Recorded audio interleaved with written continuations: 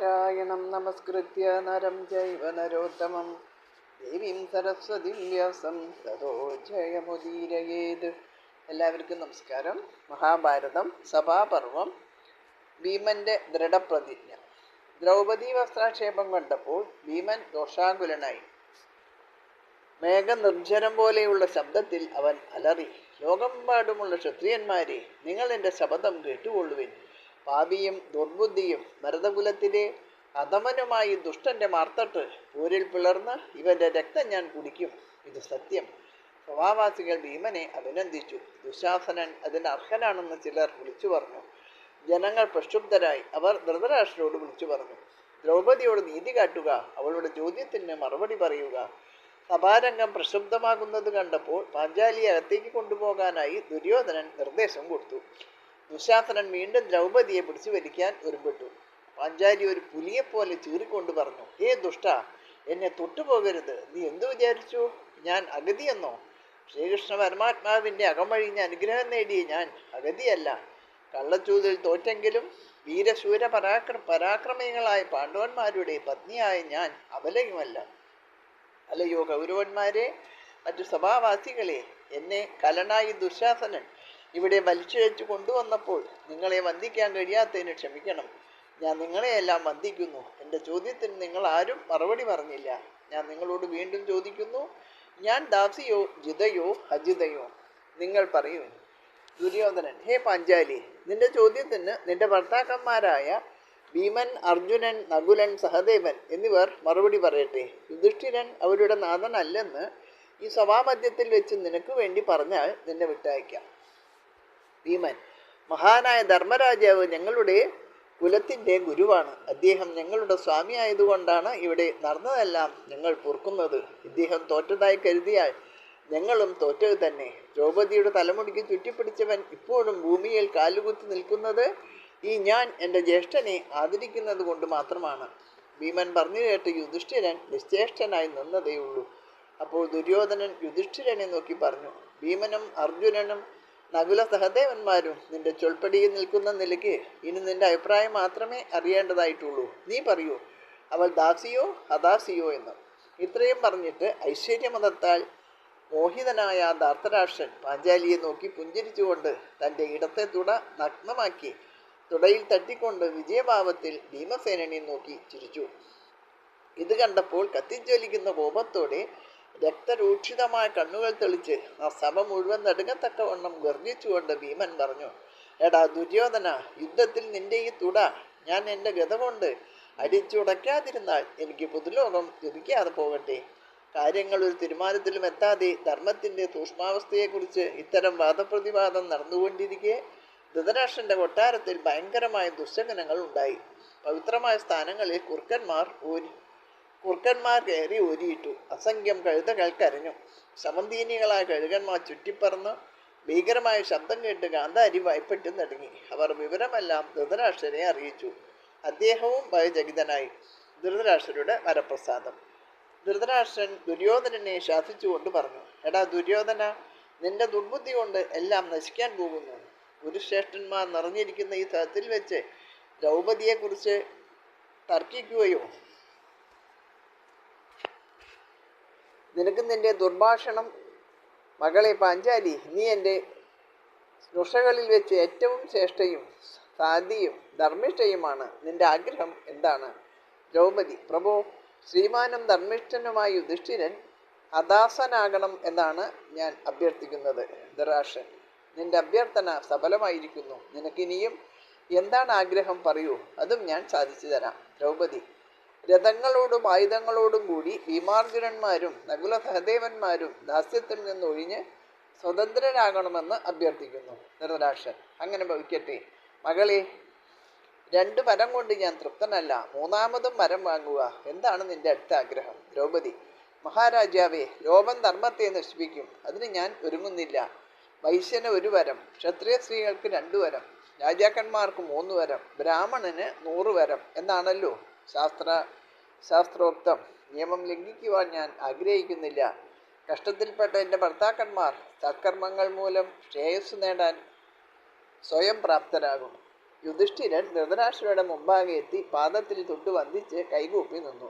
അദ്ദേഹം പറഞ്ഞു, മഹാരാജാവേ, അവിടുത്തെ പുത്രൻ യുധിഷ്ഠിരൻ ഇതാ നിൽക്കുന്നു. അങ്ങാണ് ഞങ്ങളുടെ സ്വാമി. ചെയ്യേണ്ടത് എന്താണെന്ന് അങ്ങ് ആജ്ഞാപിച്ചാലും. ധൃതരാഷ്ട്രൻ, മകനെ, നീ അജാതശത്രുവാണ്. നിനക്ക് മംഗളമുണ്ടാകട്ടെ. നീ കുണ്ഠിതം കളഞ്ഞ് പൊയ്ക്കൊള്ളുക. നിങ്ങൾ സർവ്വധനങ്ങളോടും കൂടി സ്വന്തം രാജ്യം ഭരിച്ച് സസുഖം വാഴുക.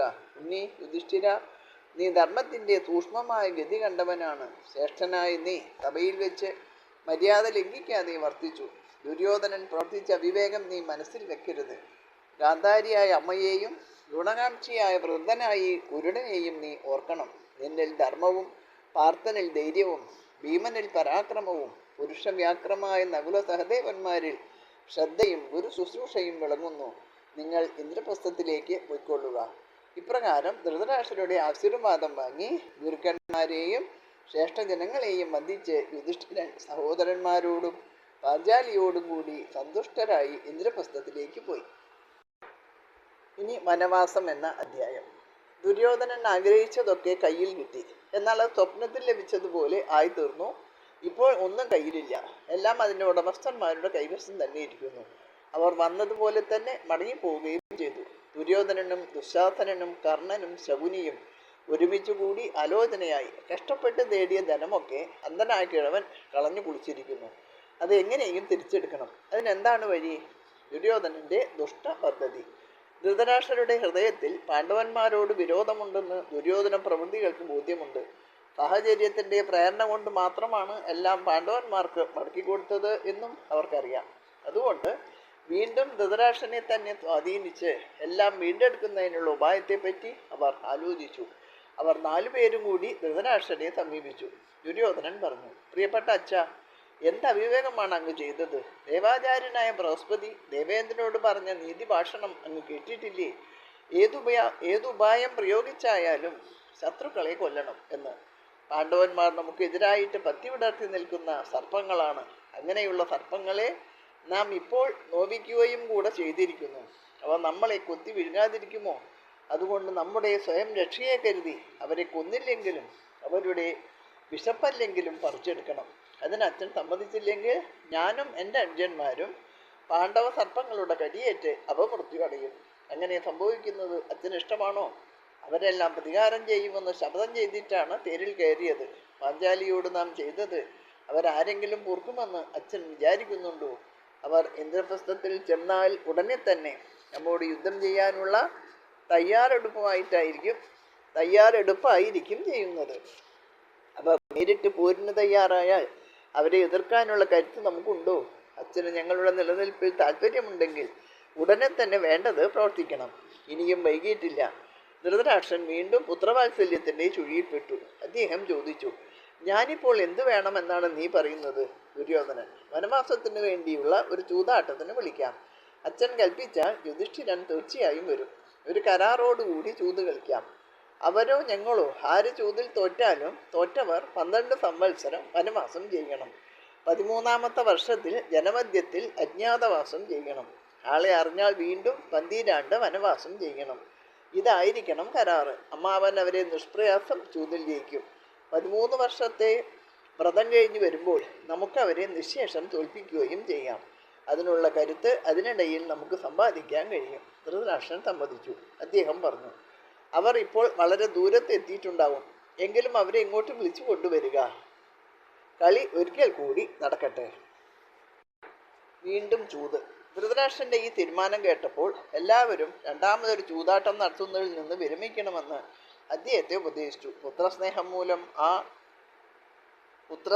മൂലം ആപത്തിലേക്ക് ഇറങ്ങരുത് എന്ന് ഭീഷ്മൻ, ദ്രോണൻ, കൃപർ, വിദുരർ, അശ്വത്ഥാമാവ്, വികർണൻ തുടങ്ങിയവരെല്ലാം അദ്ദേഹത്തോട് അപേക്ഷിച്ചു. എന്നാൽ അതെല്ലാം അദ്ദേഹം അവഗണിച്ചു. ധൃതരാഷ്ട്രൻ തന്നെ പ്രാതികാമിയെ വിളിച്ചു വേഗത്തിൽ പോയി യുധിഷ്ഠിരനെയും സഹോദരന്മാരെയും വിളിച്ചു കൊണ്ടുവരുവാൻ നിയോഗിച്ചു. ധൃതരാഷ്ട്രരുടെ തീരുമാനം അറിഞ്ഞപ്പോൾ ഗാന്ധാരിക്ക് അനൽപമായ കുണ്ഠിതമുണ്ടായി. അവർ ഭർത്താവിൻ്റെ അടുത്തെത്തി പറഞ്ഞു, ഭവാന്റെ പുത്രന്മാർ ദുഷ്ടന്മാരാണ്. അവരുടെ താന്തോന്യത്വത്തിന് ഭവാൻ അനുകൂലിച്ചാൽ ആപത്ത് വന്നുകൂടും. ദുര്യോധനൻ ജനിച്ച സമയത്തുണ്ടായ ദുശകുനം അങ്ങ് ഓർക്കുന്നില്ലേ? അവൻ ഈ കുലം മുടിക്കും. ശാന്തരായ പാണ്ഡവന്മാരെ ഇനിയും പ്രകോപിപ്പിക്കുന്നത് ശരിയല്ല. കെട്ടി നിർത്തിയ ചിറ പൊട്ടിക്കരുത്.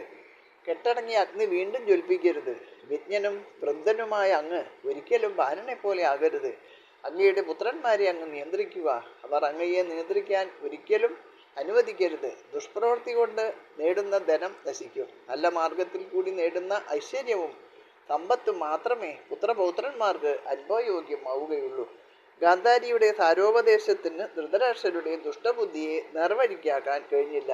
അദ്ദേഹം പറഞ്ഞു, മുടിയാനാണ് വിധിയെങ്കിൽ മുടിയും, നന്നായിട്ട് വർദ്ധിക്കാനാണ് വിധിയെങ്കിൽ കുലം വർദ്ധിക്കും. ഇപ്പോൾ എൻ്റെ പുത്രന്മാരുടെ ഇച്ഛ പോലെ നടക്കട്ടെ. പ്രാതിഗാമി വേഗത്തിൽ പുറപ്പെട്ടു. യുധിഷ്ഠിരൻ ഇന്ദ്രപ്രസ്ഥത്തിൽ എത്തുന്നതിന് മുമ്പ് തന്നെ അദ്ദേഹത്തെ കണ്ടുമുട്ടി. ധൃതരാഷ്ട്ര പറഞ്ഞയച്ച വിവരമെല്ലാം യുധിഷ്ഠിരനെ അറിയിച്ചു. യുധിഷ്ഠിരൻ, വലിയച്ഛൻ വീണ്ടും എന്നെ ചൂതിനാണ് വിളിക്കുന്നത്. അദ്ദേഹത്തിൻ്റെ കൽപ്പന നാശമുണ്ടാക്കുമെന്ന് തീർച്ചയാണ്. എന്നാൽ എനിക്ക് അതിനെ ഒഴിവാക്കാൻ നിവൃത്തിയില്ല. കളിച്ചാലും ഇല്ലെങ്കിലും വിധിച്ചത് സംഭവിക്കാതെ ഇരിക്കുകയില്ല. സ്വർണമയമായി ഒരിക്കലും ഒരു മാൻ ജനിക്കുകയില്ല.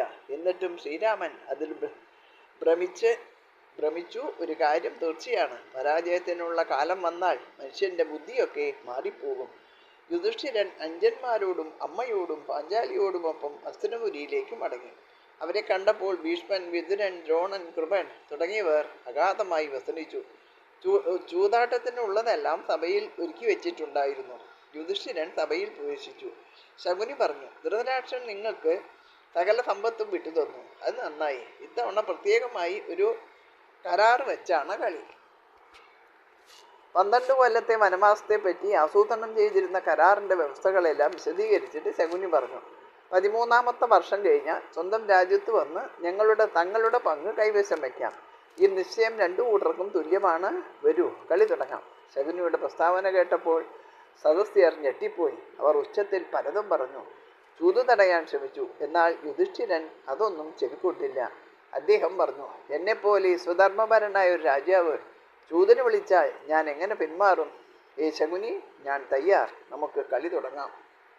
ഇതോടുകൂടി ഈ അധ്യായം ഇവിടെ അവസാനിക്കുകയാണ്. നാളെ തോൽവി എന്ന ഭാഗം. എല്ലാവർക്കും നമസ്കാരം. സർവത്ര ഗോവിന്ദ നാമ സങ്കീർത്തനം. ഗോവിന്ദ ഗോവിന്ദ.